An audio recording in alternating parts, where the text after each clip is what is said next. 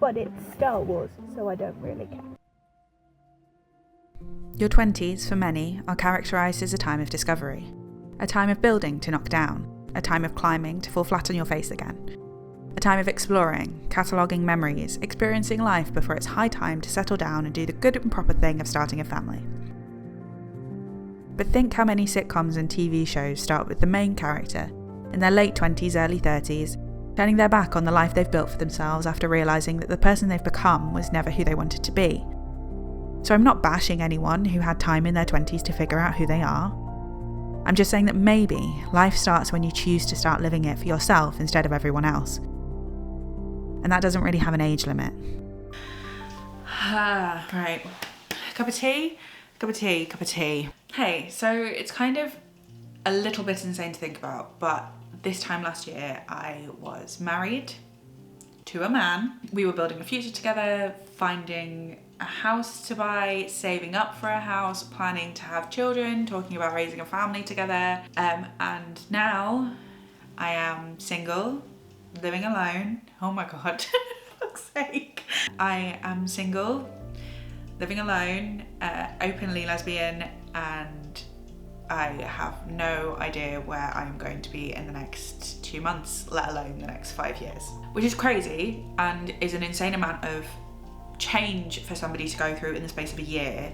But when I consider the fact that it actually happened in the space of a couple of months, it gets a little bit overwhelming. But it did feel for a little bit like my life literally became a sitcom, because everything that happened, when I tell stories now to people of the things that happened in the last couple of months, it genuinely runs like an episode of a sitcom. But up until a couple of weeks ago, my life was change after change and big event after big event, until everything kind of stopped and it all snowballed a little bit, and at the end of 2024 it kind of all exploded. And that seems a bit vague, but if I'm going to catch you up, I think I need a bit of a different vibe than this.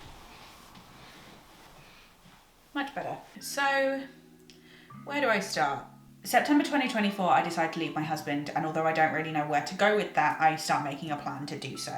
End of October, he finds out about this plan, we separate, and I go down to Cornwall for my best friend's wedding. So I end up spending the first few days of my single life with the two people who know every crevice of my soul better than anyone else on the planet. And I'm genuinely so grateful that that's how it worked out, because I don't think I would have gotten through nearly as much of this as I have if I didn't have those two behind me in the very beginning, and that instant reminder of the whole ass woman that I am outside of my marriage. Beginning of November, I move into the flat that I now live in, start working my first professional credit as a costume supervisor, start talking to somebody that I really like on a dating app, and am in general living my best life. December, I went on my first date with a woman in years and felt like I was seeing colours for the first time, which is slightly intimidating to admit on camera because there is a slight possibility that she might see this video. But if she does see this video, it doesn't change what I rated you. So within that, realised that I might not be bisexual, I might just be a lesbian. Finish my theatre job, go back to my day jobs, try to stay busy with my day job because I don't want to think about all the things that are happening, but I can feel myself slipping anyway. Spent Christmas with my cousin's family because my family are away, and my husband and I were supposed to spend Christmas just the two of us, but that obviously isn't happening anymore. Stop dating a woman, but you'll be glad to know that the classic lesbian dating to friends pipeline is still in action. Spend New Year with my family, where my brother beats me at Disney Trivial Pursuit and I have to listen to it for the rest of the year.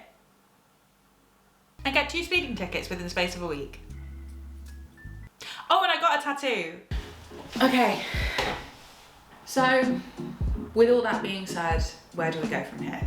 In previous years, I would have started by setting myself goals that I needed to accomplish within the next 12 months, try to control my year in some way, but I think you can understand that at this point, because of the unpredictability of my situation, I don't really want to do that this time. And that's not to say that I don't have goals for the year. I do have a couple of things that I've set myself as intentions, but they're not ones that I want to share publicly yet. There are a few things that I am very excited about doing this year, and that includes a lot of solo travel. One of the things that really started me on the journey to where I am was the trip to Liverpool that I took to see the Eras tour. Yes, Taylor Swift came up in this video. She's gonna come up in a lot of them, so you just You just need to get used to it. That really began a love of solo travel and how much I enjoy being able to go on trips where I am in complete control of what I do on those trips. So that's something I want to do more of this year. Also, something that I am very excited about sharing is a little kind of queer pilgrimage that I'd like to go on this year. And that will involve some of the content that I want to make, because I think it would be an interesting amalgamation of sort of video essays and travel vlogs, which are two things that I really enjoy. So far on my list, I have Manchester, Berlin, Lesbos, Paris, Shibden Hall and Hebden Bridge.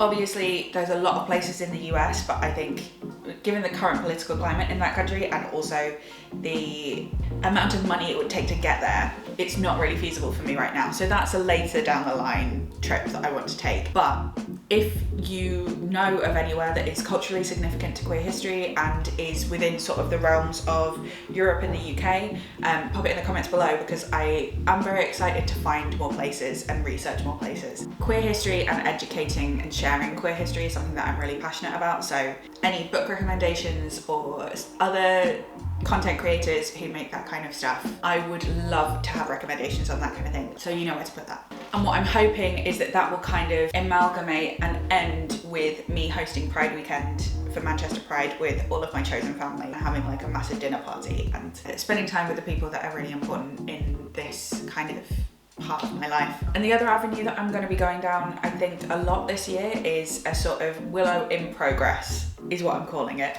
And by that I mean sort of really going in and dissecting which parts of me are me and which parts of me were performative for the life that I was living before this. So what movies do I like? What hobbies do I enjoy? How do I want to spend my time? Who do I want to spend my time with? All of those things I want to look inward to and make sure that when I make choices about my life, I'm making them in the truest part of me rather than in order to please the other person. And as someone who is really in love with fashion, I am genuinely so excited to experiment with fashion outside of the realms of compulsive heterosexuality. And one of the things I'm super excited about is the prospect of going suit shopping for myself, because it's something that I've wanted for so long and I have never had the opportunity to buy myself a full suit.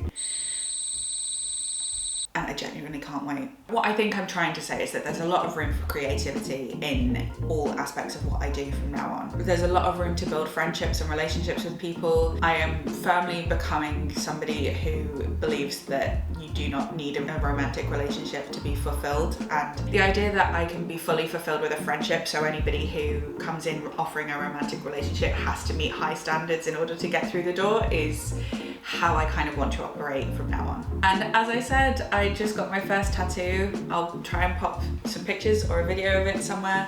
That was life-changing in itself, but I definitely want to get more of them because it looks lonely.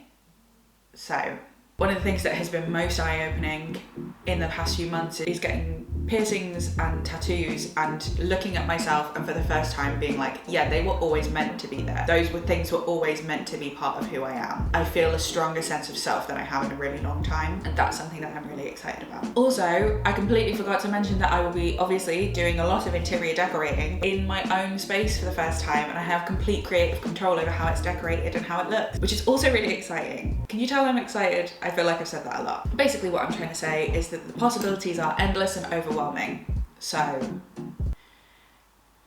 this is going to be fun, whatever happens. So that's where I'm starting from. Not quite a clean slate, maybe more of an old notebook that you find when you're deep cleaning your childhood bedroom, filled with forgotten dreams and half-written stories that unlock a host of memories that had fallen through the cracks. I can't promise a regular schedule, I can't promise a consistent aesthetic, but I can promise to always show up with authenticity, a sprinkle of chaos, and old-fashioned hospitality without the discrimination. If that seems like your kind of thing, you are more than welcome to stick around for the ride.